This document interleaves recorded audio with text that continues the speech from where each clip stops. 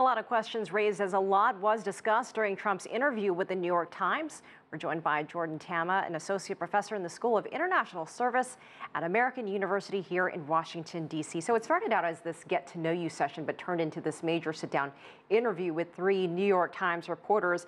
An outlet that the president has disparaged and called fake news numerous times. What was the motivation in even doing this interview?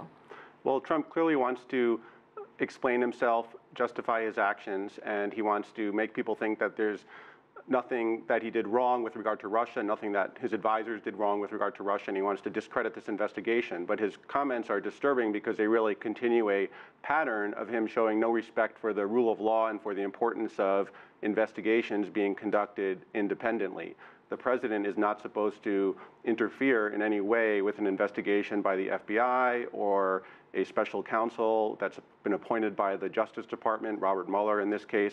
And that's all the more the case if an investigation might be looking at actions that the president or presidential advisors may have taken, which is the case in this Russia investigation. And so Trump's comments just add to the perception that he has something to hide with regard to Russia, and also they increase the chance that ultimately he could actually be subject to a charge of obstruction of justice from U.S. prosecutors. You know, what's also interesting is if you look at the transcript of this 50-minute sit-down, if you read through it and even hear the audio excerpts of it, it sounded pretty cordial and even friendly at times. So on one hand, you see this Donald Trump behind closed doors, and then on television, you see another Donald Trump where now the White House doesn't even have on-camera live briefings, press briefings daily. So what's this whole dynamic here where you see two different sides of Donald Trump? Right. Well, he seems to trust himself more than his advisors and his spokespeople to make the case for himself. And so I think he's confident in his own ability to explain to the public through reporters in some cases what he's doing, what he's done, why he's taken certain actions, and he doesn't always trust as much his own spokespeople, but then he says things that really can get him into trouble.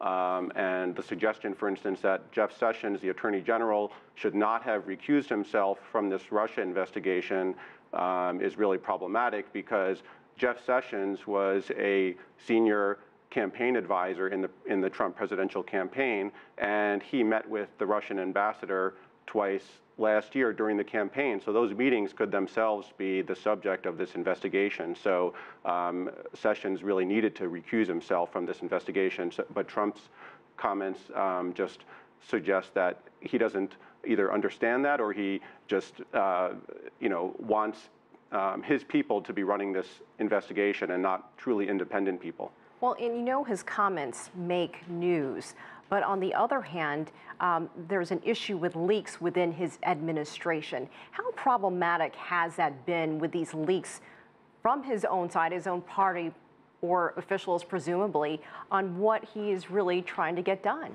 Right. Well, any White House leaks, and every administration has had to deal with leaks, but there have been more in the Trump White House, I think, because there are many people who are concerned with things that Trump is doing and saying, and not just in the White House, but throughout the administration and other agencies as well. Aren't these his people? Some of them are. There are also people in the White House and certainly people throughout the whole executive branch of government, throughout the whole administration, who are career professionals, and they have their own integrity and think that some of the things that Trump is doing are just wrong. And so some of those leaks are motivated by trying to, bring to light some of the things that are happening that people are disturbed by. Jordan, 10 seconds left. We know next week will be big with Jared Kushner and his former campaign manager and his son testifying, or were invited to testify. Will they show up? I certainly hope so. I mean, that's the way the process is supposed to work in this country. When people are called to testify, they're supposed to testify. I certainly hope that they will. All right, Jordan, Tama, thank you. We appreciate your time. Thank you. Thank you.